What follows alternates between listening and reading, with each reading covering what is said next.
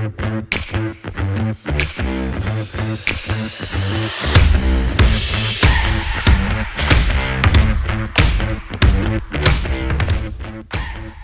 and welcome to Roof to Curb, podcast created by Custom One Homes. We're going to talk about all kinds of things that inspire, educate, connect consumer to the housing industry. Custom One Homes been around for over 40 years. We own a Custom One Homes company. A home building company. We own Custom One Renovation for any of your remodeling needs or replacement removal type products, such as windows, roof, siding. And we also have Custom One Landscaping, so servicing all your design, build, custom landscaping needs, along with the charity, Custom One Charities, where we fundraise for youth initiatives throughout the Twin Cities.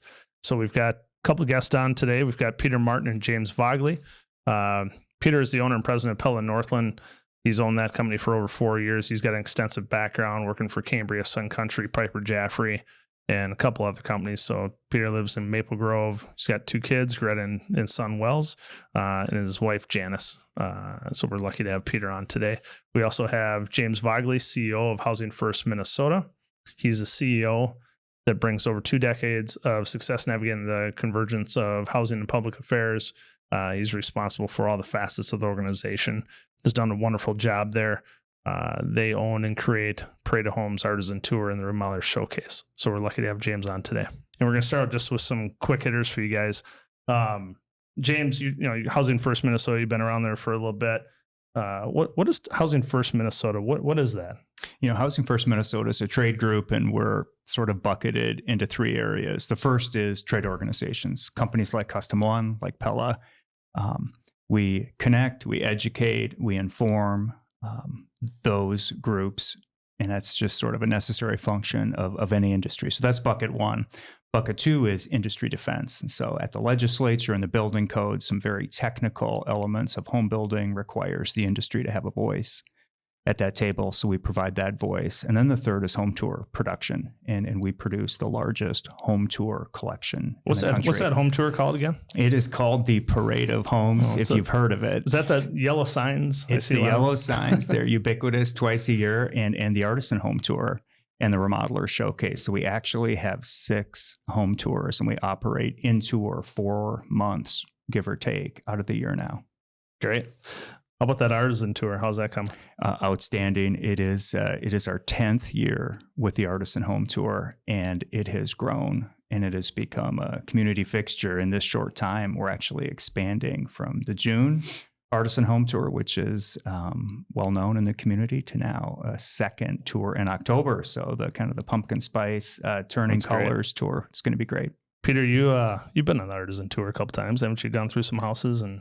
I sure have. It's very inspiring. Yes. Yeah. What you go mostly on the west side, you go on the east side, or you go all over and take a look at those houses? I make it all over. As a Cottage Grove guy, I like getting out east once in a while, even though I live on the west side now. But, Artisan covers the whole Twin Cities. So it's fun to get around the different parts of the city and see the beautiful homes that are very inspiring. Yeah, it's excellent. So Peter is he's the owner and president of Pella, Northland. You guys serve 5-state region? 4-state minus Iowa. Yeah, minus Iowa. So you got Dakotas, Wisconsin, Minnesota. You got it. You guys have a retail side where you go direct to consumer. Yep. You don't go through distribution. Correct. Maybe starting to a little bit, but you could buy Pella direct. You can call them up. They'll come out and replace your windows, or you can work with many contractors that are proud users of Pella. So it's kind of interesting. We talked earlier over the weekend, I'd say, talked about all these window companies, right? And one of the jokes was if Broadway in Nashville was the heart of music, would Minnesota and Iowa be the heart of windows? I think absolutely. I tell my counterparts across the country, you get into cities like Atlanta, or you mentioned Nashville, windows don't really have a brand there. We're so fortunate that we have Anderson Windows here. We have Marvin. We have Pella, all within a 3 to 4 mile, 4-hour radius of the Twin Cities, and it makes it really, really unique. And so, consumers associate quality and good products with those three brands. And you don't necessarily have that when you're talking to a home builder, when you're talking to consumers in other markets. Those brands aren't necessarily top of mind. But when a consumer is looking at products and they hear that a builder's building with Pella or building with Anderson Marvin, that automatically means quality. It means high end, and that's really unique to this region. Yeah, without a doubt. I even say that from the consumer in the Twin Cities market. James, you can speak to this. Is the consumer, when I say they're spoiled, what I mean by that is there's a lot of extremely good quality companies that if you want to go build a house, whether you're in Wayzata, Woodbury, Blaine, down in Lakeville, you have a lot of options, a lot of good options. We have your national volume builder companies, but we have a ton of great custom building companies, ton of great remodelers. And it's interesting from a standpoint of if I want to go to market, would I go to housing first to find a builder? Would that be a good Absolutely. In our home tours, that's one of the advantages. I know Custom One is a great participant. And certainly our participants, our sponsors and advertisers, they connect with consumers directly. I think that's one of the big elements of the home tour. It's funny you mention Minnesota. We're unique. And I think there's a couple items. One is just a sense of community. And we do a lot of historical measure on sort of where things like the Parade of Homes originated. And Minnesotans have always been interested in housing. It doesn't surprise me that we have a higher sort of window brand awareness here. I just think we've always, as a community, been interested in items like housing. The other piece is a technical. It gets really warm here in the summer and really cold in the winter. And we have to build homes well. And we do. So we're across the board, and that includes all segments. That's your large volume production builders, your mid volume, your local custom builders. We, on average, are the most energy efficient in the country. So that's something to be proud of too. Yeah, Green Path is a big part of that, right? Huge. And that's another consumer, opportunity to connect. Pella's been a big supporter, as is Custom One. And I know we all take great pride in being able to build for all four seasons, but especially the two extreme seasons. And so the HERS index, you're playing golf, you want to be below 100, and certainly below 100, Peter. Yeah, below 100. And we are. So the closer to zero, the better on the HERS index. And of all the major states that use the HERS index, we're number one. And that means you're pretty impressive. Oh, it's very impressive. And it's no small feat. So whoever you choose as your builder, your window partner, you get the best homes sort of on average in the country. So if I'm the consumer and, builder comes to me and says, hey, I've got this great HERS score. I'm part of Green Path. And they tell me that I build pretty good homes. What does that equate to a consumer as far as out of their pocketbook, or how does that impact them overall? Why is that important? Yeah, I mean, it's a cost of operation. It's a miles per gallon reading. And certainly, Peter, you can talk U value and sort of what that means. There's obviously some very technical elements, but the bottom line is the home as built is going to be more efficient to operate from a cost standpoint and from a livability. It's going to be a more comfortable, less drafty, and less expensive home. Now, if you do something unique and leave a PlayStation plugged in every room around the clock, well, you're going to pay for that. But sort of as built, you've got the best shot at an efficient home in Minnesota.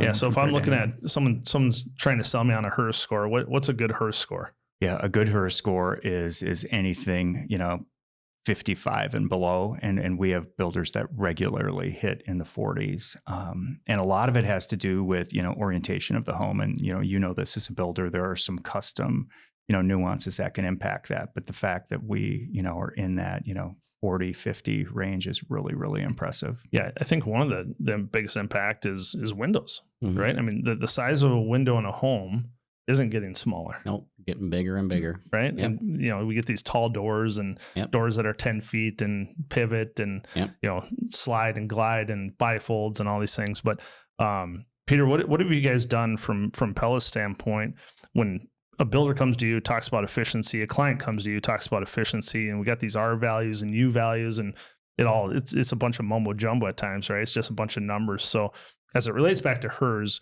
what have you guys done as the glass size has become bigger? What happens with the window to help manage that HERS score and to make it really efficient? Yeah, I mean, like you said, right? The big trend out there is that indoor-outdoor living, which makes all those other factors even more complicated. As you mentioned, you have, sliding doors. You've got these huge panes of glass now.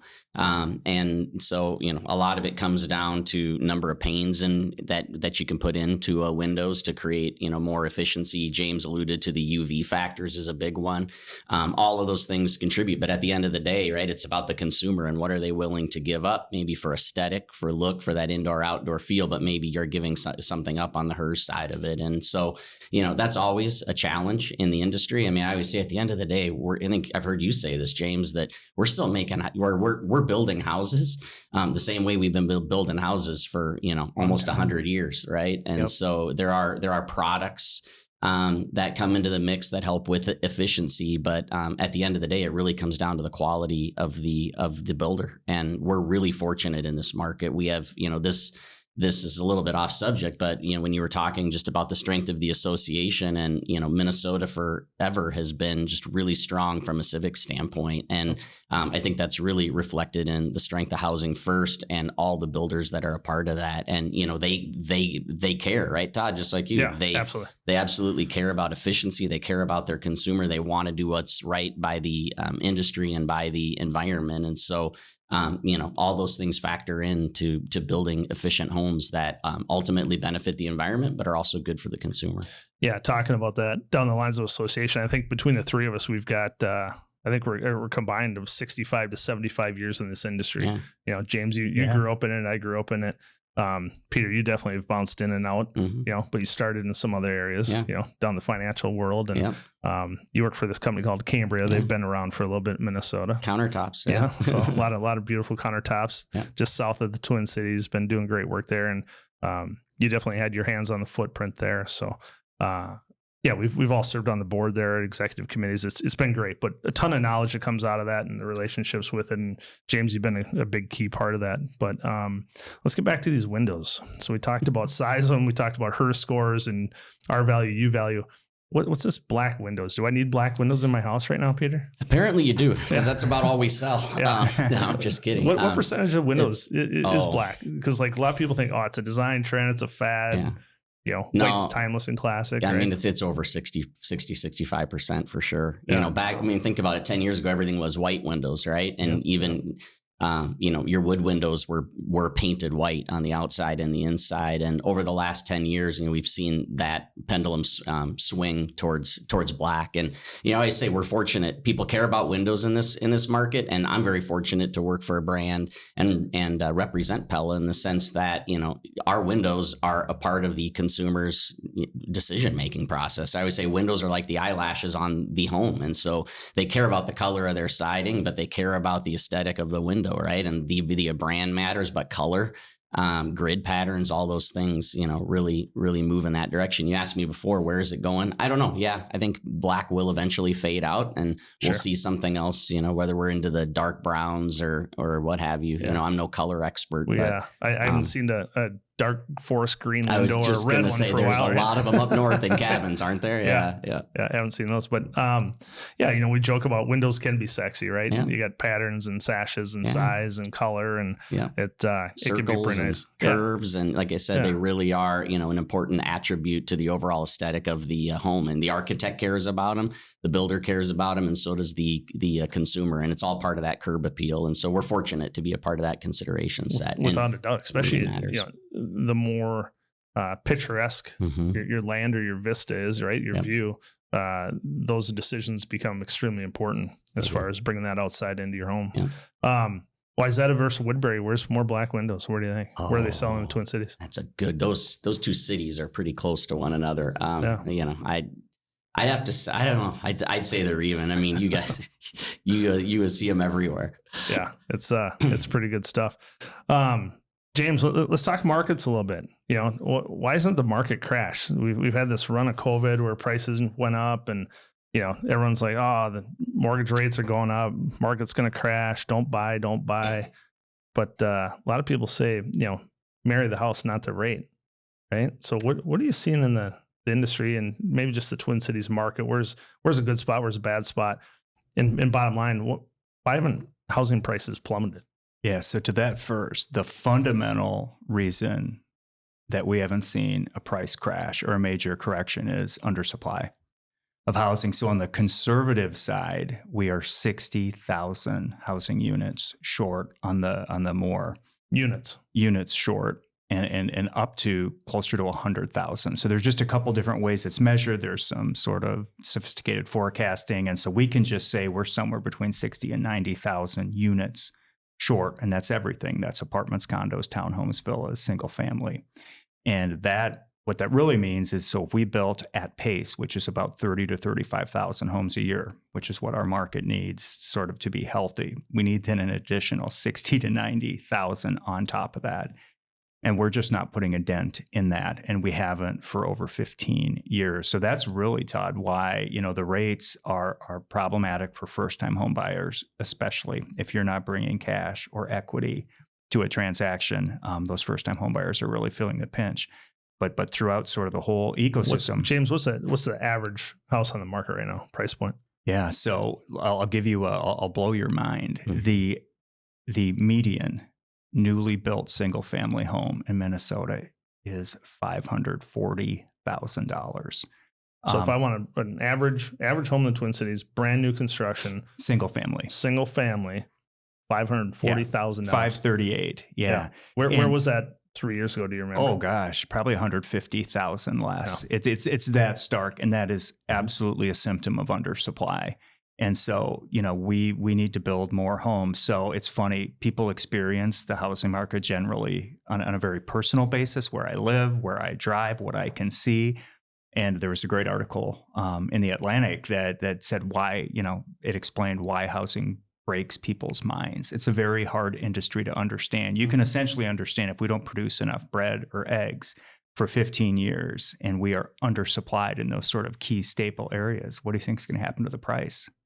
Without a doubt. It's going up. So housing is really no different. So that's what's sort of keeping it up. I don't like being at above 7% on a 30-year mortgage right now. That's an uncomfortable place. But I do think the undersupply is keeping us floating. Yeah, there's health to that as well, right? A lot of people own homes. So the last thing you want to do is see some market crash where your value plummets $100,000, $200,000, maybe recession, 08 time frame, right? 08 through 12 or whatever the years were.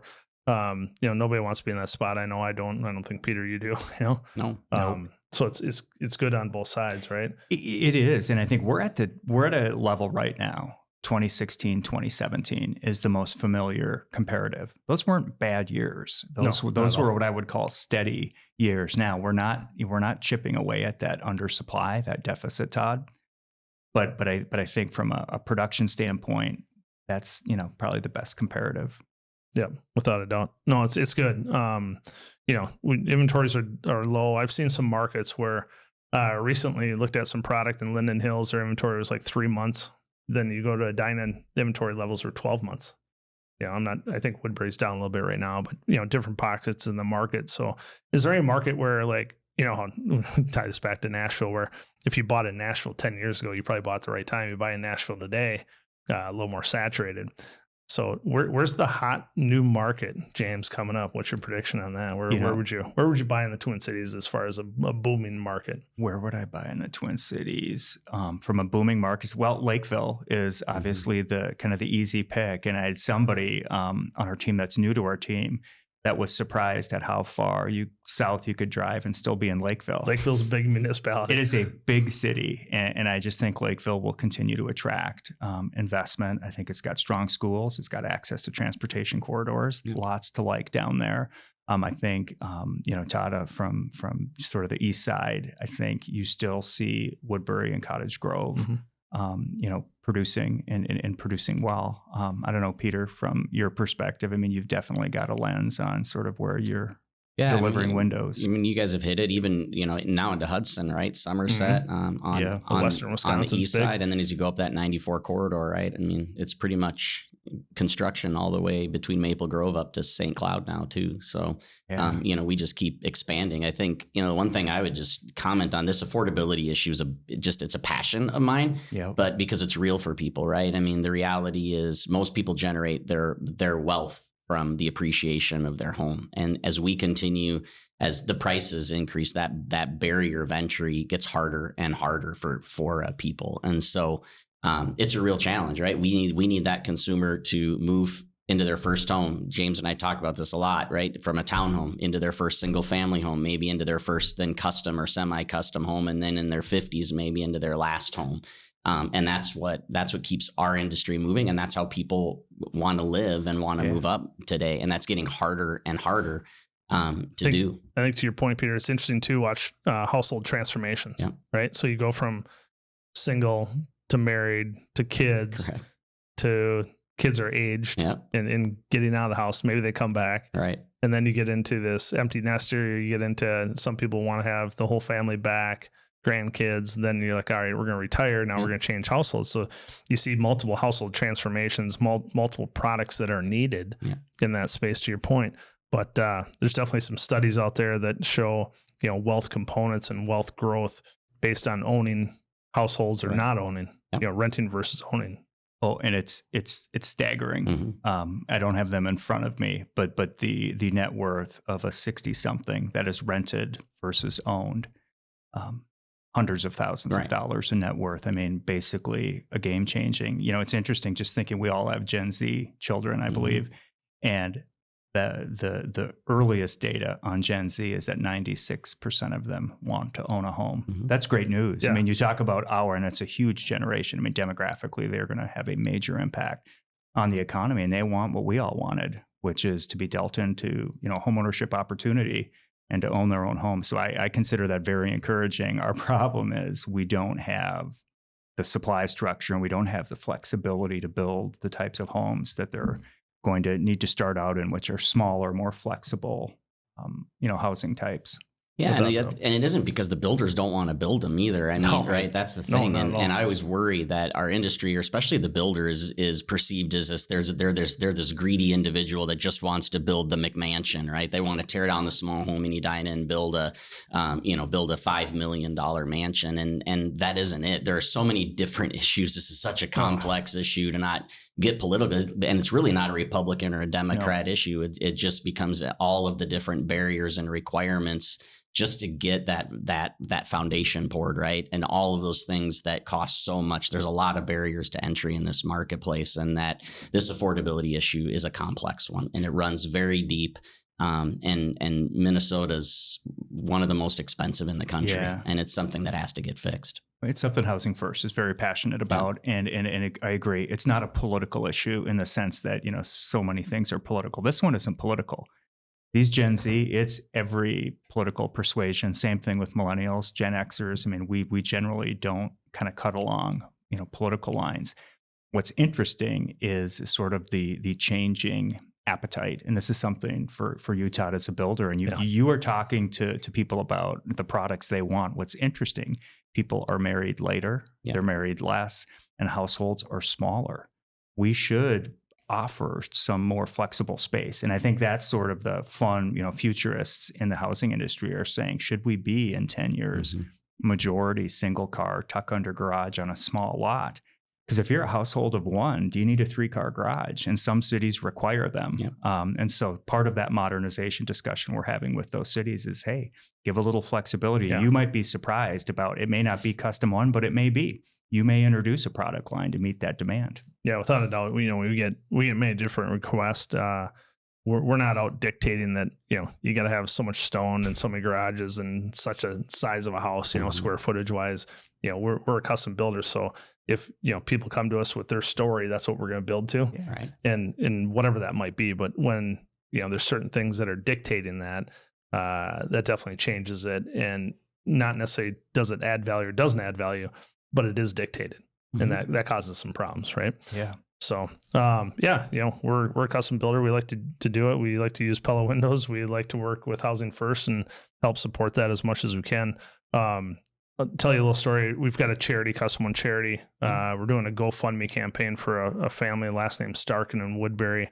They have a child named Mitchell who was diagnosed with a cerebral palsy spectrum, I guess we would call it. And it's called Gould syndrome. So it's GOULD. This little boy, Mitchell, 4 years old, family, great family. Mom is a teacher. Dad works in the commercial construction space. And we met him one day and said, hey, they need an elevator to be able to transport Mitchell from level to level, because in-home nursing care can only lift them when they are less than 40 pounds. So as child advances in age, child gets a little heavier, and they go through some hardship and heartburn of like, what does that look like? And wheelchair and flooring and carpet and doorways, and you can imagine, bathing and all those things. So we met this family, and we started a GoFundMe page for them. You can go to GoFundMe.com. Stark and family, call it renovation for a reason. We're building them a 3-story elevator. They've probably got $200,000 to $250,000 of just housing expenses coming at them, let alone medical expenses on top of that. And we all know medical expenses can drive pretty hard. So so far we've offered a $15,000 match from our charity. We've raised $18,000 today for them, and we're trying to promote that and help support that family as much as we can. So hopefully we can share that a little bit, and people can find it in a way to donate a little money or even bring awareness to Gould syndrome in Mitchell. So we're going to break ground on that pretty shortly. It's a fun little deal. So Peter, any inspirations? So if I just want to throw that little plug in there for the charity, of course, but any inspirations for clients, consumers, as they're going down and looking at windows, advice? Why wood? Why fiberglass?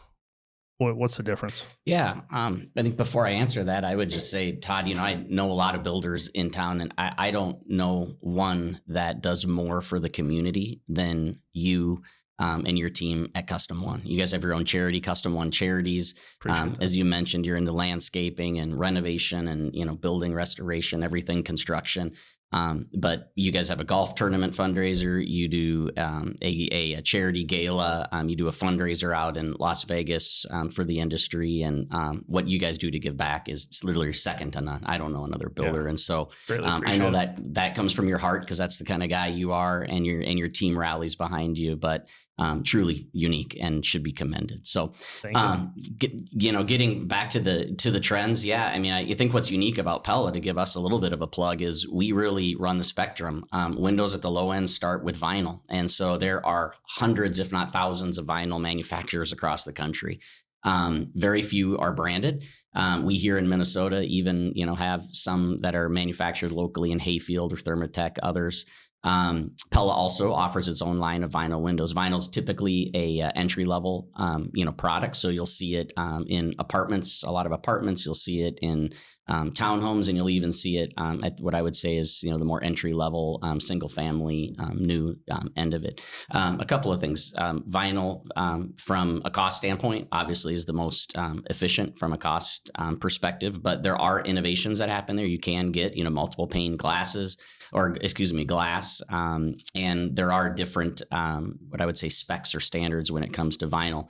Next in the threshold would be fiberglass, and so fiberglass is a relatively, what I would say, newer innovation, but it's really one that's built around strength. So you have a lot of possibilities, both with color and design. But when it comes to fiberglass, I would say you could throw it in the bottom of a lake, pull it out in 10 years, power wash it, and it would be just fine. Well, right? We got a lot of lakes. It so that's will, good. Yeah, and it will last forever. Especially perhaps where you have a lot of inclement weather. If it's rain or other things hitting the side of your house, fiberglass is almost an indestructible material. And so we're seeing more and more of that starting to be used in multifamily. Just because of the wear and tear that happens in some of those units, if it's rental, as an example, and if it's something that an owner occupier is going to have for a long time, fiberglass is a good option. And Peter, you have a name for that product line, the fiberglass line. We do, yeah, and ours is called Impervia. And again, you can have that made in any color that's out there. So we do see a lot of black, like we talked about, but grays and whites. Are you limited by sizes with fiberglass? Is there anything? Not really. Really? No. Okay. Yeah, there's really no limitations there. And then sliding doors are also now coming in fiberglass. So fiberglass is certainly on the scene. and becoming more and more popular. But wood really remains the mainstay here in this market. It always has been. It goes back to, I think, our days of lumber and logging. Anderson Windows is right on the river there in Bayport, because they used to actually haul logs down the St. Croix River and use them to manufacture windows, right? And it's the same thing for Pella, and even Marvin up in War Road. And so we just have such a long history of using wood in this market. There is just that comfort and warmth that comes with wood. And I would say anything to the mid to high end, home is typically still using a wood window. Do I lose any efficiency, R value, U value, if I go to fiberglass versus a wood core window? Not really. In fact, I would say fiberglass is even from a durability standpoint, it's going to be better and have doesn't longer. Move and expand and contract as much, right? Yeah. You lose a little bit of that warmth, right? But it's a good standard product for sure. For sure. Yeah. Peter, you took over Pella when? It's almost 4 years now. Four quick years. Yeah, it has been. It's gone really quick. Yeah. I would say I purchased the branch, we call it, but it's a distributorship. And about 4 months later, COVID hit. And it was, oh no, what are we going to do? Mm-hmm. And 2 months later, right, it was straight up from there. So it's been a wild ride for me. And, you talked about, right, what's happening in the industry now. And certainly COVID, just for our industry, home improvement in general, just right, sent things through the roof. But it's nice to be back operating what I would say is a more normal environment. We're maybe back to 2019, kind of levels, which is what I think the industry needed. You guys all know, and it was throughout almost every industry across the nation, but supply chain was just really challenging over the last 3 years. And 4 months in, Peter, you didn't even have time to do a strategic plan after 1 year. And I guarantee on your contingency plan, COVID was not on there. It was not. Right? Yeah. So James, a little more about you. Yeah. One of the ties to both you guys is this college. You see university just across the street on 280. Yeah. Both U of M guys, both passionate about some things that go on there. Yep. Which is always fun, good banter, and sometimes we row the boat, and sometimes we get to go to Tampa for a Frozen Four, and but it's been a good little run over to you. So spent some time in the Navy. I did. Right. So saw the world a little bit. I did. I had the pleasure of serving on the captain's staff of an aircraft carrier, Theodore Roosevelt. And it really, you talk about inspiration and structure. And what I always tell people, and it's a very short story, when the captain would bring in visitors and we would, assist, I could memorize his stump speech because he gave the same one. The average age on an aircraft carrier then was like 19.6. So he would stand on the flight deck and say, how do you get 5,000 teenagers to successfully operate a nuclear powered aircraft carrier with 80 aircraft and be the nation's number one, 911? If there's a problem, you drive a carrier there. And he said, how do you get teenagers to do that? And he would go through and talk about how clarity in communications, ritual. And that's probably something I brought. And we certainly, as a board, you've both been on it. There is something special about having a reliable, system in any company, any institution to manage that way. So, And I was, 94 to 98. So largely a peaceful era in the world, thankfully. So I saw a lot of world because we were in port, every couple of weeks. Yeah, that's great. And you definitely brought that to leadership skills at Housing First Minnesota. So I commend you for that, and thank you for your time there. Thank you. Closing this thing out, gentlemen, any tips and advice for the consumer as far as it relates? How do I interact with Housing First the best? Why do I use it? Why would I go there? Yeah, again, I'll go back to our home tours. It's the best way to connect with the builders, the remodelers, and the suppliers in this market. We have the largest consumer presence, in trade groups. Trade groups, of course, are largely a B2B function and a B to the external world. But our consumer brand is a great way to connect, become inspired, learn a bit how homes function and work, learn about what you like, and find your next home. Yeah, so we got Remodeler Showcase, we got Artisan Tour, we got Parade of Homes. Yep. A lot of fun activities to be able to actually walk in physically. Yes. And see, touch, hear, in all the numerous products, including Pella windows. they're out there. So, Peter, any tips and advice for the consumer as far as how they interact with a window and making a decision? And where do I start that process with Pella?